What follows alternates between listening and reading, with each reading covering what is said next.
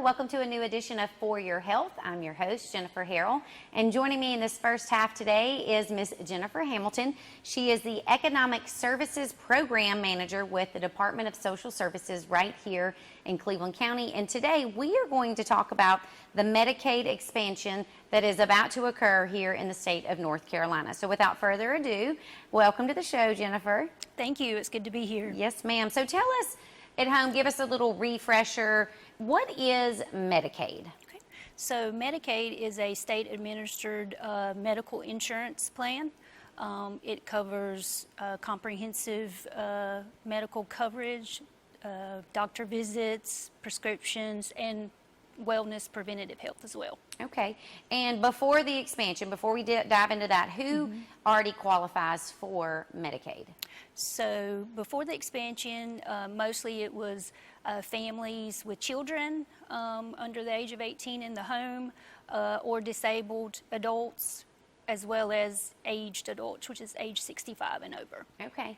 And then is it something easy to sign up for, or tell us a little bit more about that, and then we're going to dive into the new stuff. Sure. So there's many different ways to apply for Medicaid. There is a online ePass system that you can use. Really easy to remember. The website is epass.nc.gov. You can come into our agency and apply. You can call, and we'll take your application over the phone, or you can drop the application off at our agency as well. Okay, and we'll dive back into that in the whole application process. All right, so the state has recently passed the expansion, and if I read correctly, it takes effect December 1st, 2023, so we're less than 30 days away from this process. Yes. Okay, so what is the North Carolina Medicaid expansion? So the Medicaid expansion will be for individuals that are North Carolina residents. They're United States citizens between the ages of 19 and 64 that are not entitled to or enrolled in Medicare. They're also not entitled to or enrolled in another full Medicaid program. Okay. They do not have to have children in the home.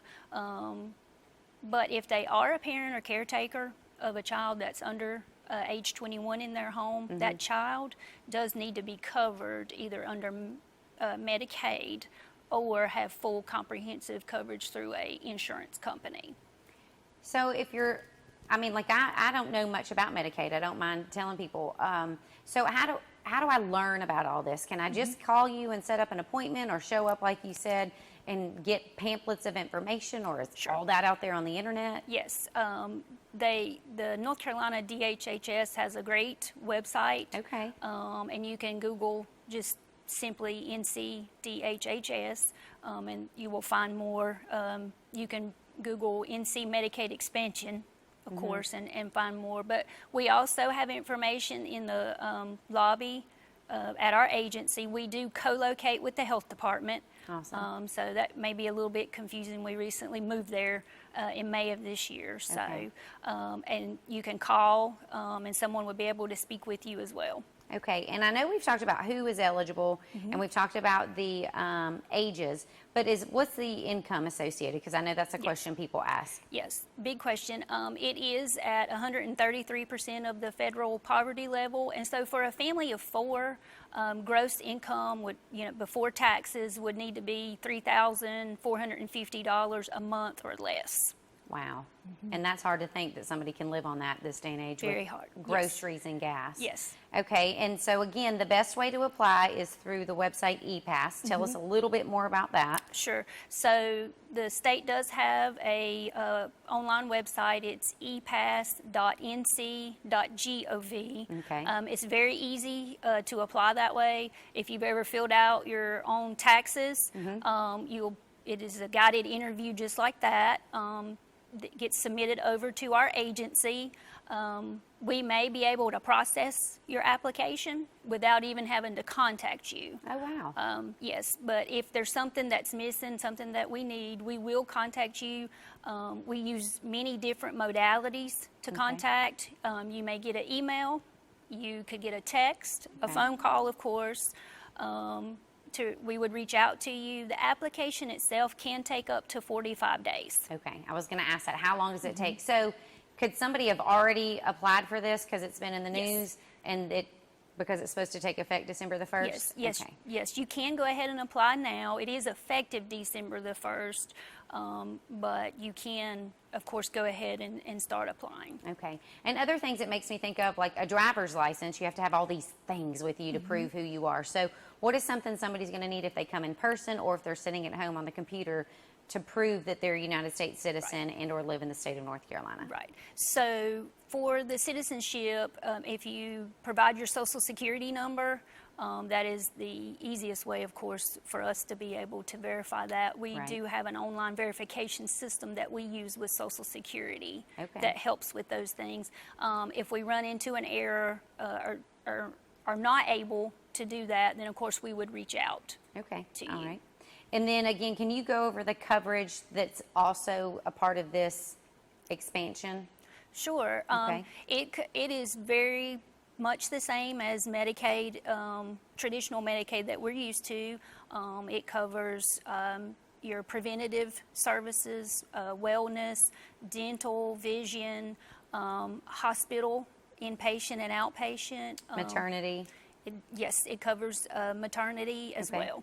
All right. And what about, I know on this show, we've talked several times about breastfeeding and what the health department has to offer. Does it cover any of those supplies for mothers or Yes, expecting mothers? Yes, it can also cover some medical equipment that's necessary. Okay, that's awesome. And then it says, I was just reading some facts, beneficiaries. How does that work out when it comes to the beneficiaries? With full Medicaid coverage, will not see any changes, Yes. is one of the things. Right, yes, so Okay. current Medicaid recipients will not see any change to the coverage or how they access their providers that they currently. Okay.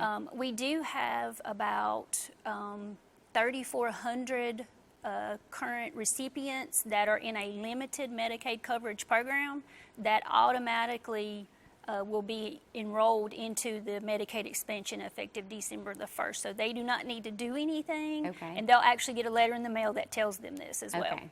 And only a letter in the mail, not an email or a phone call that they should be looking for? Yes, Okay. right, yeah. Putting it in writing so Yes. that it's real.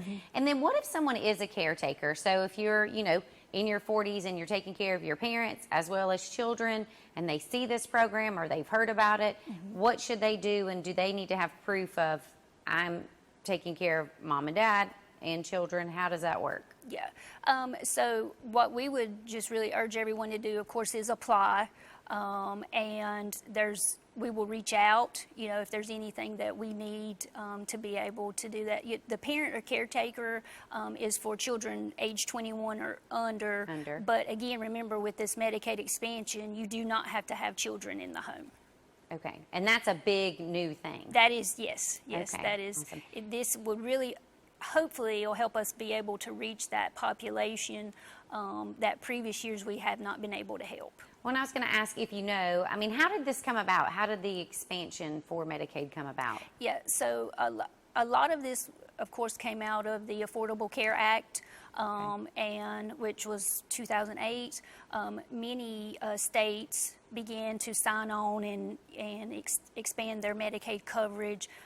We are very excited and thankful that North Carolina was able to come to terms and be able to do this for the residents of North Carolina this That is year. awesome. And is there anything else for those that are watching at home or here online that we need to tell them or make them aware of about this?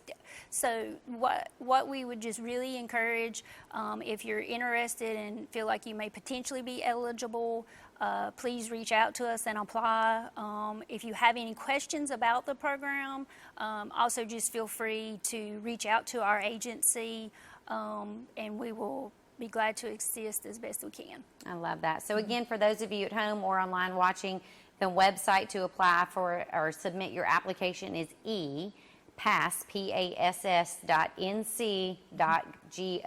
So again, epass.nc.gov. Well, Jennifer, it was great to have you on the show. Thank you for this information. And for those of you at home, I hope you've learned something new today. I know that I sure have. But stay tuned because we have a new guest coming up right after the break.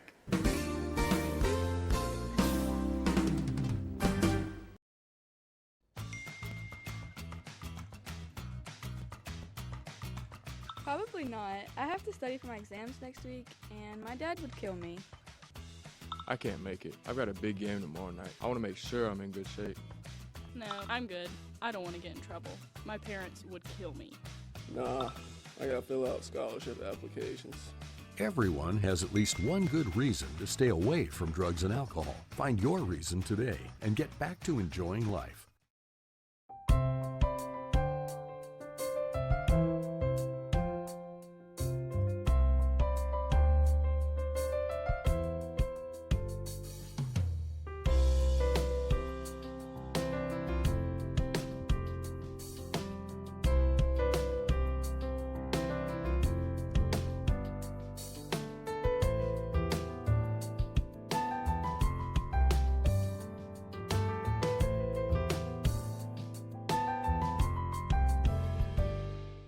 Chef Paul Prudhomme once said, "You don't need a silver fork to eat good food." Well, on Cleveland County Kitchen, we don't have a silver fork, but we sure do serve up lots of good food. Hi, I'm Deborah Blanton. I hope you'll join me for the next Cleveland County Kitchen. Each month, we offer a complete farm-to-table experience. We visit local growers, we learn about nutrition, and wrap things up with wonderful meals prepared by our guest chefs. It's a lot of fun. I hope you'll join me for the next Cleveland County Kitchen.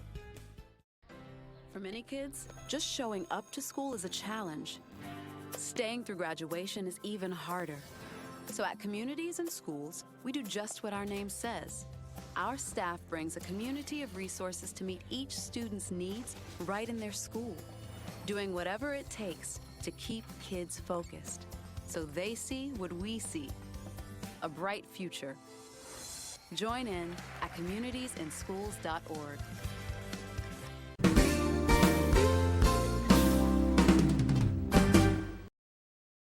Hi, welcome back to the second half of For Your Health. I'm your host, Jennifer Harrell, and joining me this second half is Miss Carlene Crawford. Carlene is the Regional Tobacco Control Manager for 11 counties right here in North Carolina, and we're excited to have her as our guest today because we're going to talk about the impacts of tobacco use and cessation resources.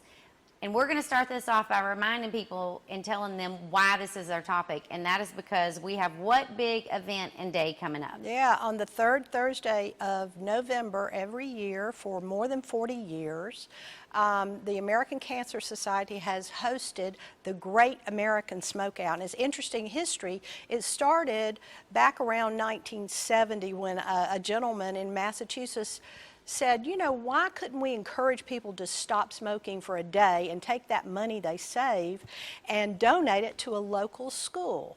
And so the idea kind of launched from there, and it moved to a couple of other states. And then in 1977, the American Cancer Society made it a permanent event.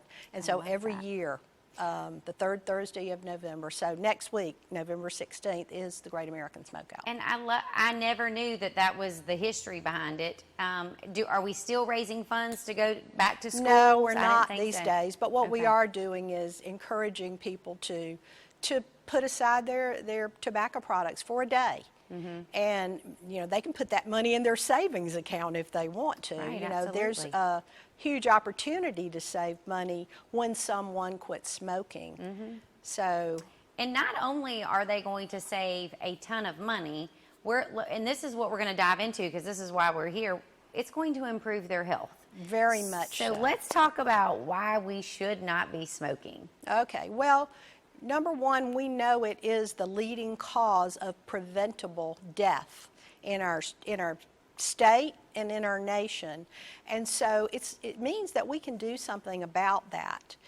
We know that smoking itself harms almost every part of the body. Mm-hmm. There are 13 different types of cancer. There are many chronic diseases of which, you know, some are familiar to people, like emphysema and COPD, but many are not. And, you know, one of the new associations was type 2 diabetes, and that smoking is associated with type 2 diabetes. So if we can work to help people who might have type 2 diabetes quit, right, you know, then it's going to improve their overall health.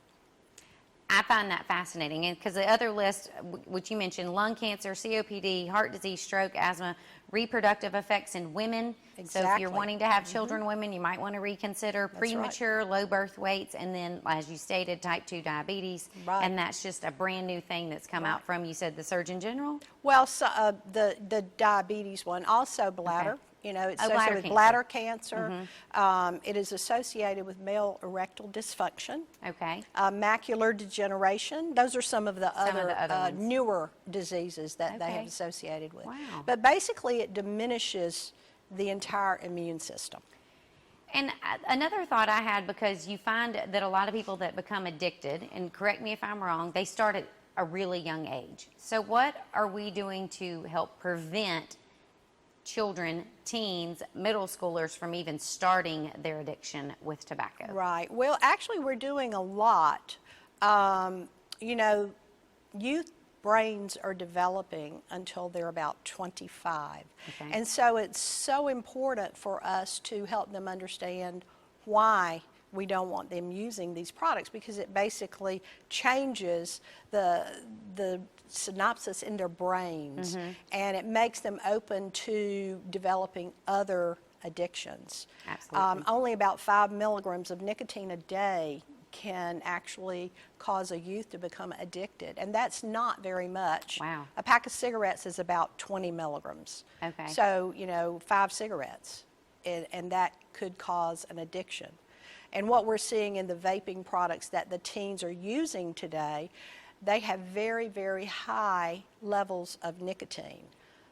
Some as much as 590 cigarettes. So don't you have to be a certain age to smoke, or am I dreaming that? Okay, so the legal age was raised to 21 Okay. in 2019 from the federal level. Okay. Each state has to bring their own law into sync to meet that standard. North Carolina is one of only a handful of states that has not done that yet. Okay. And one of the reasons is they want to ensure that we have a strong law that does not penalize a youth, which our current law is actually a criminal statute. So they don't want the youth to be penalized. They want the seller, the business, to be penalized. They also want to have tobacco retail permitting. And right now, we have no permitting system for tobacco. We have it for alcohol. Right. You know, you have to have a permit to do hair. You have to have a permit Right. to hunt or Right. fish. But there's no requirement for tobacco shops to have a permit. So we want to see that change. That's going to be a tough battle right there in the state of North Carolina. It is somewhat of a lift, but you know, for our kids, Right. it's so important. And you ask about what we're doing in terms of prevention. Right. Right here in Cleveland County, you know, your local health department has set up really helping adolescents leave tobacco programs in the schools, in their health centers. And it's a wonderful program that's actually a model for others across the state with those youth that are already using those products. Wow. They also have implemented prevention programs in the schools like Catch My Breath. Stanford has a strong QUIT program for youth and also a prevention program. There are lots of resources out there. So what is research showing? How are these youth, and I'm assuming when you say youth, even elementary age, and these young middle schoolers getting their hands on it? Is it from the home? Is Many it because times. they really are buying it at a gas station or a grocery store? Well, many times it is from the home or from a friend, an older sibling.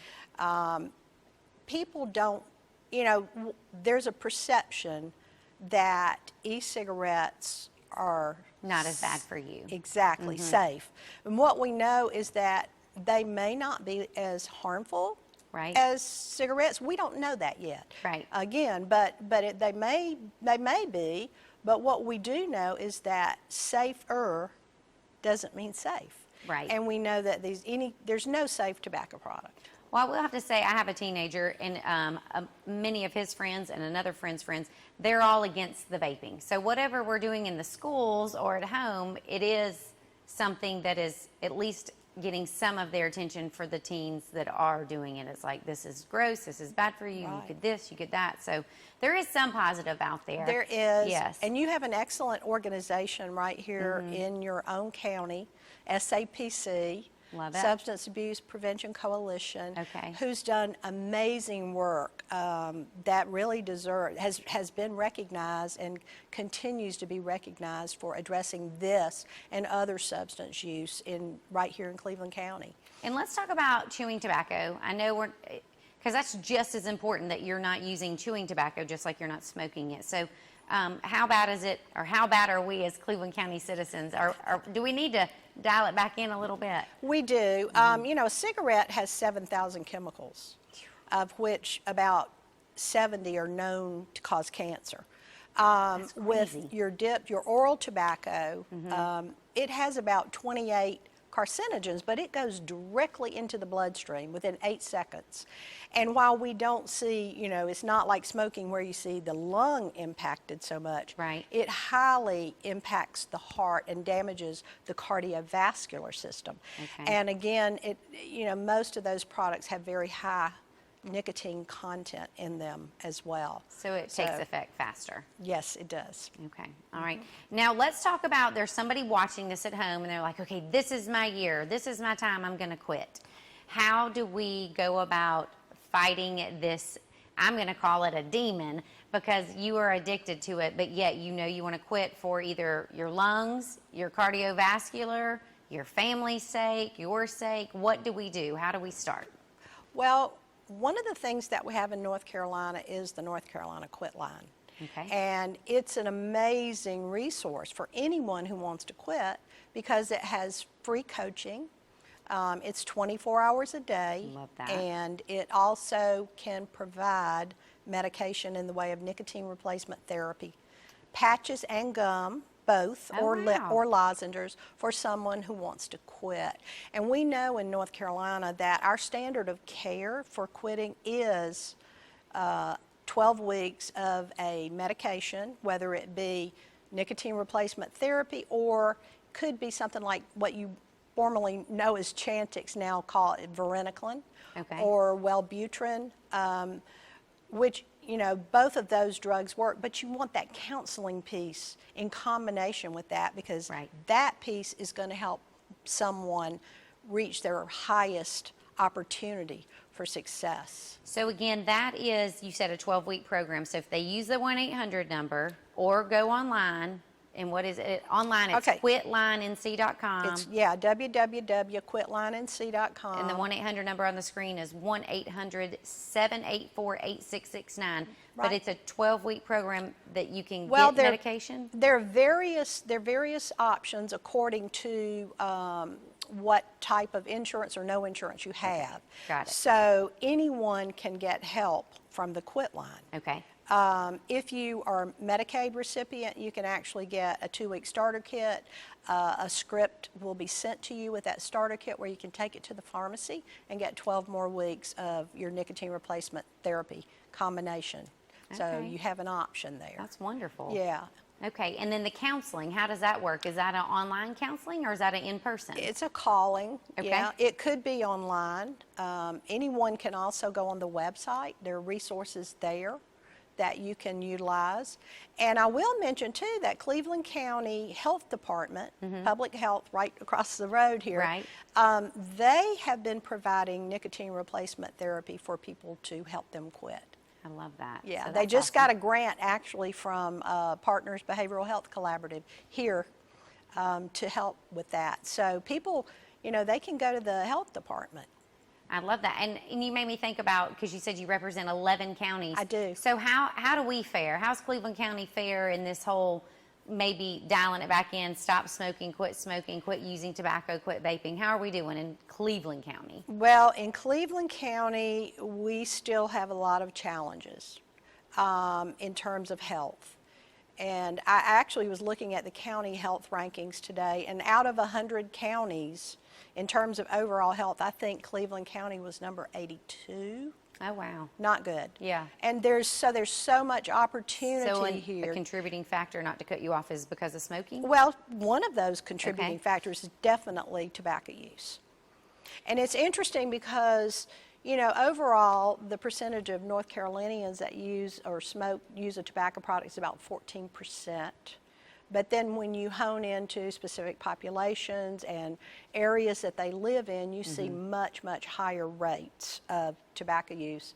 And for example, with people who may have a substance use issue or mental health issue, Right. those rates can be as high as like 85 or 90%, like with a schizophrenia, you know. Okay. So, you know, there's a lot of opportunity. There's also a lot of work currently going on in North Carolina to help change that. I love all this. I'm just soaking it in, y'all. I hope you are at home. Well, it's so much, it's hard to Right. hit it all. And then what is, so great, I want to go back to the Great American Smokeout because that can get us all geared up to do our part. How many people do you think really end up quit smoking just because they realize how they feel good after one day of not using a tobacco product? Well, it's not always one day. Right. I mean, I can tell you, and the way that nicotine addiction works is that someone, you know, smokes or vapes, it releases a lot of endorphins, dopamine, serotonin. So, you know, there's this feel good. But We with- sell vitamins for Yeah, that. yeah, that's right. But here's the thing, within a few minutes of that, those levels start dropping. And when those levels start dropping, their body literally starts going into stress and Okay. withdrawal, and they get anxious and irritable. And basically what happens is, to relieve that withdrawal, what happens? They have to Smoke again. smoke again or vape again, and they kind of get caught in this cycle. And it's hard to break that cycle, but it certainly can be broken. And on average, sometimes, you know, we know that more than 50% of people who use these products want to quit Right. and have tried to quit before, but most of the time they do it on their own and they don't use what we know works with the counseling and the medications, and those are really important. With your expertise and knowledge, do you think it's harder for people to quit smoking than it is maybe to quit drinking? Well, I know that in terms of dependency, that you know, you probably heard that nicotine is more addictive than cocaine or heroin or any of those. When you look at that dependency level, it is highest in terms of, in comparison to all the other drugs, and so it really does need to be addressed, Right. along with any treatment for alcohol or other substances, because what we know, and we have evidence that if it is addressed simultaneously, that those long-term outcomes for sobriety or whatever, you know, it is, Right. 25% higher. Wow. So, you know, there's a huge impact when it's not left on the table. Right, absolutely. Yeah. Well, thank you for your wealth of knowledge, Miss Carlene. And for those of you at home, I hope you learned as much as I did today. And if you want to quit, you can start making a movement on November the 16th for the Great American Smokeout. And again, don't forget to use the 1-800 number if you need help, or to use Google and find that information. But again, thank you so much for watching from home, and we will see you next time right here on For Your Health.